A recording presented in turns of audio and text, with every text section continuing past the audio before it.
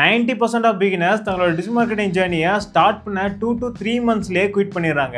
இப்போ நான் சொல்ல போகிற இந்த 4 ஸ்டெப்ஸை ஃபாலோ பண்ணிங்கன்னா உங்களாலேயும் டிஜிட்டல் மார்க்கெட்டிங் ஜேர்னியில் வெறும் 3 மாதத்தில் ஒரு நல்ல இன்கம் ஏர்ன் பண்ண முடியும். அதெல்லாம் தெரிஞ்சுக்கிறதுக்கு முன்னாடி என் பேர் அஸ்வின். நான் டிஜிட்டல் மார்க்கெட்டிங் ரிலேட்டடான கண்டென்ட்லாம் யூடியூப்ல போஸ்ட் பண்ணிட்டு இருக்கேன். டிஜிட்டல் மார்க்கெட்டிங்கை ஈஸியாக கற்றுக்கணும்னு நினச்சிங்கன்னா இந்த சேனலை சப்ஸ்கிரைப் பண்ணி வச்சுக்கோங்க. பக்கத்தில் இருக்க அந்த பெல் ஐக்கானை கிளிக் பண்ணுங்க. அப்போ தான் நான் எப்போ வீடியோ போட்டாலும் உங்களுக்கு நோட்டிஃபிகேஷனாக வந்துகிட்டே இருக்கும்.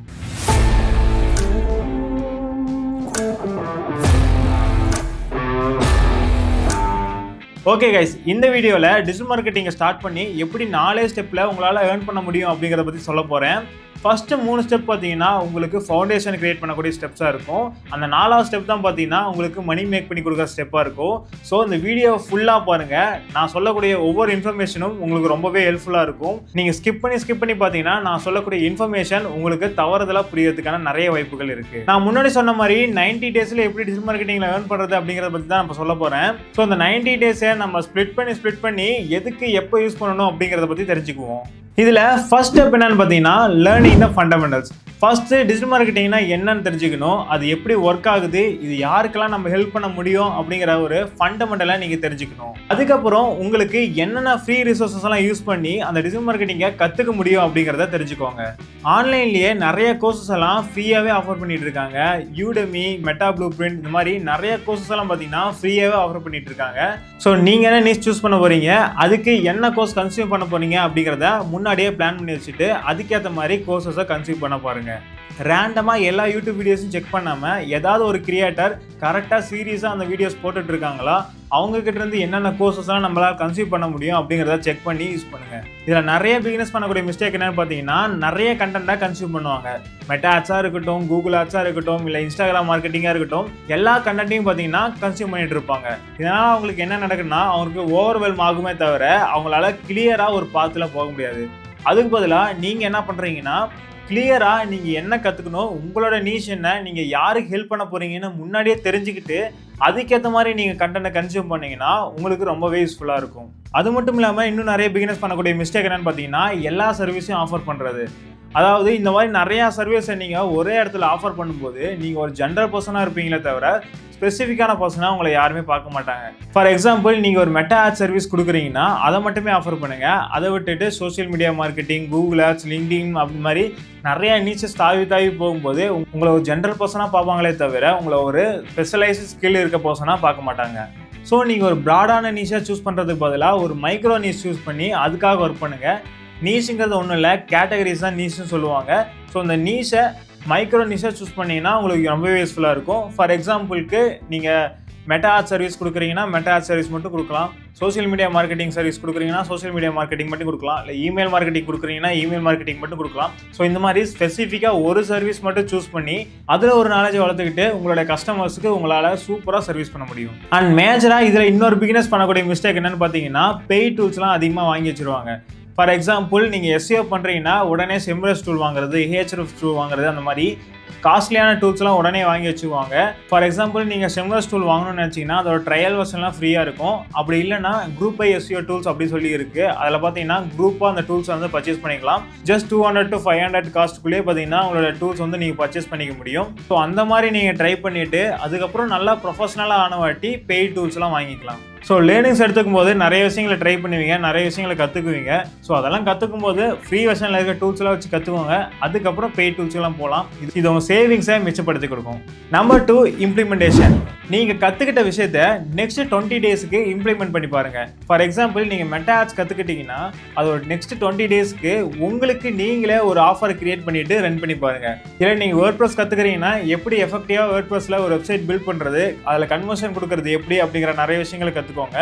இல்லை பர்சனல் பிராண்டிங் கற்றுக்கிறீங்க, இல்லை லிங்க்டின் பர்சனல் பிராண்டிங் கற்றுக்கிறீங்க அப்படின்னா அதில் உங்களுடைய கண்டென்ட்லாம் போட்டு நெக்ஸ்ட் 20 டேஸ்க்கு அதில் என்ன மாதிரியான ரிசல்ட்ஸ் கிடைக்குது, நீங்கள் எப்படி ஹெல்ப் பண்ண முடியும், யாரெல்லாம் உங்களுக்கு கனெக்ட் ஆவாங்க அப்படிங்கிற எல்லா விஷயங்களையும் இம்ப்ளிமெண்ட் பண்ணி பாருங்க. இந்த இம்ப்ளிமெண்டேஷன் பீரியட்ல உங்களோட ஃப்ரெண்ட்ஸ் அண்ட் ஃபேமிலிஸ்க்கு யாருக்காவது சர்வீஸ் தேவைப்படுதான்னு செக் பண்ணி பாருங்க. ஃபார் எக்ஸாம்பிள் நீங்கள் ஒரு வெப்சைட் டெவலப்மெண்ட் கற்றுட்டு இருக்கீங்கன்னா அவங்களுடைய ஸ்டோருக்கு ஏதோ ஒன்று வெப்சைட் கிரியேட் பண்ணி தர மாதிரி பாருங்க. இல்லைனா மெட்டா ஆட்ஸ் கற்றுக்கிறீங்கன்னா அவங்களால ஒரு சின்ன இன்வெஸ்ட்மெண்ட் பண்ணுறது மூலிமா அவங்களுடைய ஸ்டோருக்கு விசிபிலிட்டி கொண்டு வர மாதிரி செக் பண்ணுங்கள். இல்லைனா கூகுள் ஆட்ஸ் கற்றுக்கிறீங்க, இல்லைனா இன்ஸ்டாகிராம் மார்க்கெட்டிங் கற்றுக்கிறீங்க. ஸோ இந்த மாதிரி நீங்கள் என்ன கற்றுக்கிறீங்களோ அதை உங்களோட ஃப்ரெண்ட்ஸ் அண்ட் ஃபேமிலிஸ்க்கு இம்ப்ளிமெண்ட் பண்ண முடியுமான்னு செக் பண்ணி பாருங்கள். ஸோ அவங்களுக்கு ஏதாவது ரிசல்ட் கொண்டு வர முடியுமா அப்படிங்கிறத இம்ப்ளிமெண்ட் பண்ணி பாருங்கள். இன்கேஸ் உங்கள் ஃப்ரெண்ட்ஸ் அண்ட் ஃபேமிலிஸில் யாராவது உங்களுக்கு இன்வெஸ்ட் பண்ண தயாராக இல்லை இப்போ தான் பிகினராக ஸ்டார்ட் பண்ணுறேன், உங்கள் மேலே நம்பிக்கை இல்லை அப்படின்னா அவங்களுக்கு ஃப்ரீயாக கொஞ்சம் ஒர்க் பண்ணி பாருங்கள். ஃபார் எக்ஸாம்பிள், நீங்கள் வெப்சைட் டெவலப்மெண்ட் பண்ணுறீங்கன்னா hosting charges and domain charges மட்டும் அவங்கள பார்த்துக்க சொல்லி உங்களோட சர்வீஸை ஃப்ரீயாக கொடுங்க. ஸோ இந்த இம்ப்ளிமெண்டேஷன் பீரியடில் நிறைய கற்றுக்குவீங்க. இந்த மாதிரி கற்றுக்கிற விஷயங்களுக்கு சர்வீஸ் சார்ஜெலாம் வாங்காமல் நல்லா கற்றுக்கிட்டிங்கன்னா நெக்ஸ்ட் வர கிளைண்ட்ஸுக்கிட்ட நீங்கள் நல்லா சார்ஜ் பண்ணிக்க முடியும். ஸோ இந்த இம்ப்ளிமெண்டேஷன் பீரியட்லேயே உங்கள்கிட்ட இருக்க சோஷியல் மீடியா அக்கௌண்ட்ஸில் நீங்கள் என்ன பண்ணிட்டு இருக்குங்கிறத டாக்குமெண்ட் பண்ண ட்ரை பண்ணுங்கள். அதுக்கப்புறம் ஸ்டெப் 3, போர்ட்ஃபோலியோ கிரியேஷன். இந்த போர்ட்ஃபோலியோ கிரியேஷனுக்கு உங்களுக்கு ஒரு வெப்சைட்டோ இல்லை ஒரு லேண்டிங் பேஜோ கண்டிப்பாக தேவை. உங்ககிட்ட ஒரு லேண்டிங் பேஜ் இருக்குன்னா நீங்கள் பண்ணக்கூடிய ஒர்க்ஸ் எல்லாத்தையும் அந்த லேண்டிங் பேஜில் லிஸ்ட் பண்ணி வந்தீங்கன்னா உங்ககிட்ட கிளைண்ட்ஸ் யாராவது வந்து நீங்கள் என்ன மாதிரியான ஒர்க்லாம் பண்ணியிருக்கீங்க அப்படின்னு சொல்லி கேட்கும்போது உங்களுடைய ஒர்க்கை இந்த லேண்டிங் பேஜ் மூலிமா ஈஸியாக உங்களுக்கு காட்டிக்க முடியும். ஜஸ்ட் உங்களுக்குன்னு ஒரு வெப்சைட் நீங்கள் டொமைனோட வாங்கி வச்சிட்டீங்கன்னா ஜஸ்ட் அதை ஷேர் பண்ணுறது மூலியமாகவே கிளைண்ட்ஸ் உங்களோட டீட்டெயில்ஸ் ஃபுல்லாக தெரிஞ்சுக்குவாரு. நீங்கள் என்ன மாதிரியான அவுட்புட் ஜென்ரேட் பண்ணிட்டு இருக்கீங்க, எப்படியெல்லாம் ரிசல்ட் கொடுக்குவீங்க அப்படின்னு எல்லாத்தையும் அவங்க தெரிஞ்சுக்குவாரு. ஸோ அந்த வெப்சைட் எப்படி பர்ச்சேஸ் பண்ணுறதுன்னு தெரியல, எப்படி பில்ட் பண்ணுறதுன்னு தெரியலன்னு நீங்கள் கன்ஃபியூஸில் இருந்தீங்கன்னா ஐகார்டில் நான் லிங்க் கொடுக்குறேன், செக் பண்ணி பாருங்கள். ஸோ அதில் எப்படி ஒரு ஃபேமஸான ஹோஸ்டிங் ப்ரொவைடரில் ஒரு டிஸ்கவுண்டட் ப்ரைஸுக்கு எப்படி ஒரு ஹோஸ்டிங்கும் டொமைனையும் வாங்கி அதில் வெப்சைட் பில்ட் பண்ணுறது அப்படிங்கிற ஒரு டீட்டெயில் வீடியோ போட்டிருக்கேன். டிஸ்கிரிப்ஷனில் லிங்க் இருக்குது, மறக்காமல் செக் பண்ணி பாருங்கள். அண்ட் இந்த போர்ட்ஃபோலியோ கிரியேஷனில் நீங்கள் ரொம்ப முக்கியமாக பார்க்க வேண்டிய விஷயம் என்னன்னு பார்த்தீங்கன்னா, நீங்கள் யாரையுமே ஃபேக் பண்ணிடக்கூடாது. ஃபார் எக்ஸாம்பிள், நீங்கள் மெட்டா ஆட்ஸ் ரன் பண்ண போகிறீங்கன்னா அதில் ஃபேக் ரிசல்ட்டையோ இல்லை ஃபேக்கான வந்த ரீச்சையோ நீங்கள் காட்டக்கூடாது. நீங்கள் ரியலாக என்ன பண்ணீங்க, என்ன கிளைண்ட்டுக்கு என்ன ரிசல்ட் வந்துச்சு அப்படிங்கிற டீட்டெயில் ஓவர்வியூ போட்டிங்கன்னா தான் மக்களுக்கு உங்கள் மேலே ட்ரஸ்ட் பில்ட் ஆகும். ஸோ உங்களோட ஜேர்னியில் சீட் பண்ணாமல் டீட்டெயிலான ஒரு கேஸ் ஸ்டடீஸை கொடுங்க.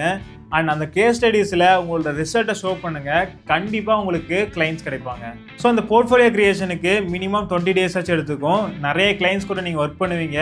முடிஞ்சால் ஃப்ரீயாக ஒர்க் பண்ணுங்கள், இல்லைனா ஒரு மினிமம் காஸ்ட்டோட ஒர்க் பண்ணுங்கள். ஸோ இந்த மாதிரி நீங்கள் ஒர்க் பண்ணும்போது நிறைய கிளைண்ட்ஸ் கிடைப்பாங்க. ஸோ அவங்களுக்கு நல்ல ரிசல்ட் ஜென்ரேட் பண்ணி கொடுக்கறது மூலிமா அவங்க ஒரு ரெக்கரிங் கிளைண்ட்டாக ஆகிறதுக்கான நிறைய வாய்ப்புகள் இருக்குது.